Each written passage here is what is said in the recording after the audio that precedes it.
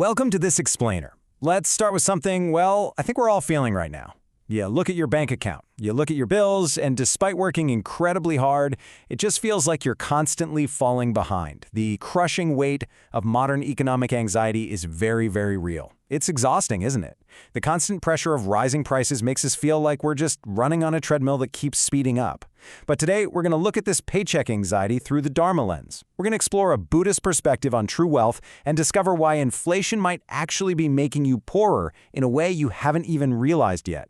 Okay, let's dive right into this because this is where the perspective shift actually happens. When we feel the pinch of the economy, our first instinct is entirely outward, right?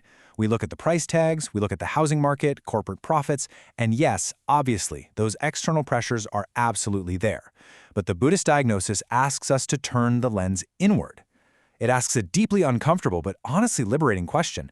Are we merely victims of an expensive world, or is the internal mechanism of our own mind magnifying that poverty? Are we confusing the basic cost of living with the endless cost of grasping? Now look, before we go any further, I want to completely validate the external symptoms of inflation we're all facing. Surging rent, mortgages that literally lock young people out of housing, grocery bills that make you wince at the checkout counter, and the staggering costs of basic healthcare and childcare. These are not illusions. These rising costs are terrifying and they trigger a very primal survival fear in all of us. It is completely natural to feel anxious when the basic pillars of life become harder to reach. The Dharma doesn't ask us to pretend this isn't happening or to somehow deny reality, but it does ask us to closely look at how we react to it. And this brings us to a really profound, ancient Buddhist concept, Shao Jizu. Translated into English, it simply means few desires, contentment. You see, the root cause of our deepest suffering, according to the Dharma, isn't just an empty wallet, it's an empty, grasping mind. Real poverty is a state of mind that constantly says, I never have enough. Think of it this way. Inflation is like a massive storm raging outside your house. You obviously can't control the weather, but Shao Jizu is about making sure your windows are closed and your foundation is solid. If your mind is constantly craving more, you're essentially leaving the doors wide open for that storm to tear apart your inner peace. So, to build that solid foundation, we have to honestly redefine what greed actually looks like in our daily lives. When we hear the word greed, we usually picture, Wall Street billionaires hoarding gold. But the Buddhist view of greed is so much more subtle than that. It's the everyday ego-driven desire to upgrade perfectly good things. Just think about the difference between a real need and a want. A need is nutritious food. A want is dining at a trendy, overpriced restaurant just so we can post a photo of it online. A need is a phone that connects us. A want is upgrading to the latest model just because the company told us our old one, which works perfectly fine by the way, is suddenly obsolete. Greed is when we use consumption to try and fill an inner void. What's really fascinating here is how incredibly sneaky our ego is. Greed rarely announces itself as greed. Instead, it disguises itself in the most reasonable, convincing inner dialogue you could imagine. I just want security. I don't want my kids to fall behind the neighbors. I worked a 50-hour week. I deserve a reward. These justifications sound perfectly logical, right? But this is the comparing mind at work. It tricks us into believing that socially conditioned wants are actual, literal survival needs. When we see someone else living a certain lifestyle, our mind panics and says, if I don't have that, I am unsafe. And suddenly, our perfectly fine life feels like poverty. And this brilliantly illustrates exactly what happens when that comparing mind takes the wheel. It alters our behavior in a very specific, very dangerous way. Unchecked desire literally forces us to borrow energy from our own future just to fund a momentary impulse today. Think about credit cards, buy now, pay later schemes, all those installment plans. They train us to say, I want the dopamine hit of this purchase today, and I'll just let the future version of me deal with the stress of paying for it. It is a completely vicious cycle. The initial impulse leads to a brief, fleeting high, but tomorrow it manifests as heavy, crushing debt. Your hard-earned paycheck arrives, and it's already gone, basically claimed by the ghosts of your past desires. So let's look at how this plays out in the real world. Consider two distinct modern paths. First, imagine someone with a really high income. But because they're driven by the comparing mind, they have massive debt from keeping up appearances, the luxury car lease, the giant mortgage, the designer clothes. Despite making a ton of money, they are deeply, constantly anxious. Now contrast that with a second path. This person has a moderate, maybe even just an average income, but they practice mindful spending. Their genuine needs are met, and because they aren't trapped in that exhausting comparison game, they are peaceful and secure. True peace of mind comes from knowing your limits and reducing unneeded desires, not from relentlessly exhausting yourself trying to increase your income to feed an endless appetite. You know, this brings to mind a classic, incredibly powerful piece of wisdom from Buddhist teachings. Feeding the ego's desires with material things is exactly like drinking salt water to quench thirst. It only increases the thirst. When you feel empty or insecure, sure, buying a new outfit or a shiny new gadget might feel really good for a day. But it doesn't cure the underlying insecurity. Actually, scratch that, it makes it worse, because it reinforces the belief that your happiness depends on buying things. So the moment the novelty wears off, you're thirstier than before. You need a bigger purchase, a more expensive vacation, a faster car. You are just drinking salt water, wondering why you feel so dehydrated.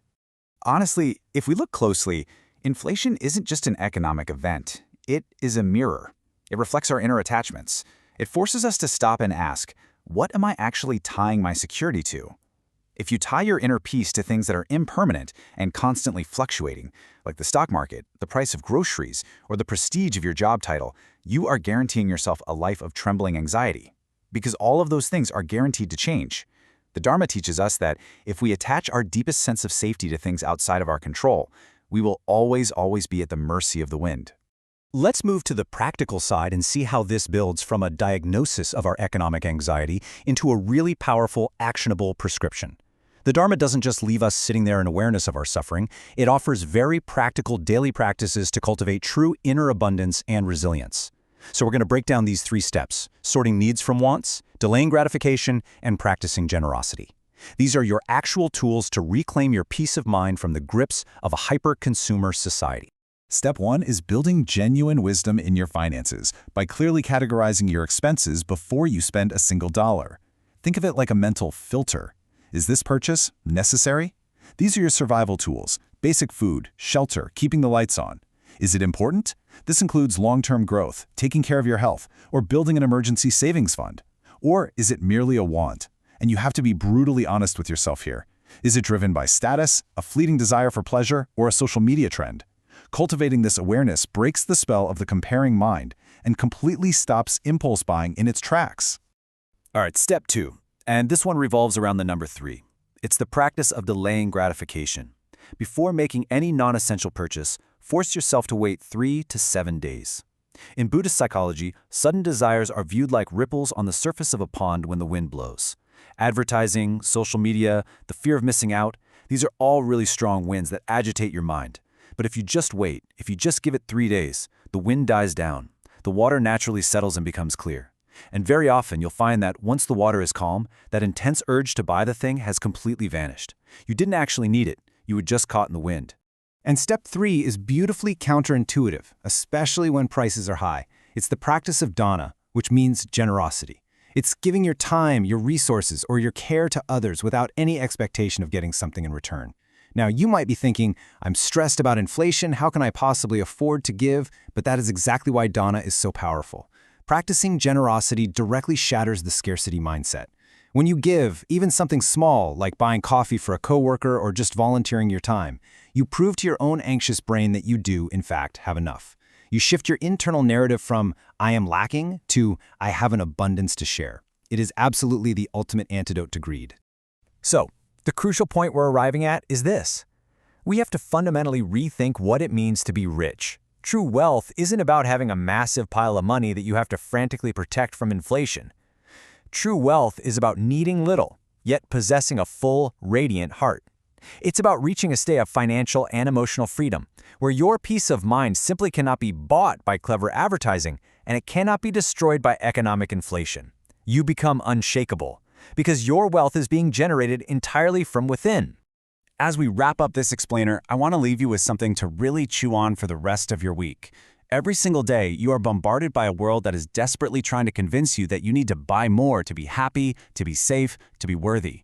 But take a breath, look inward, and ask yourself honestly, in a world trying to sell you more, what do you truly need today? I bet it's a lot less than you think, and I bet you already have the capacity to find that contentment right now.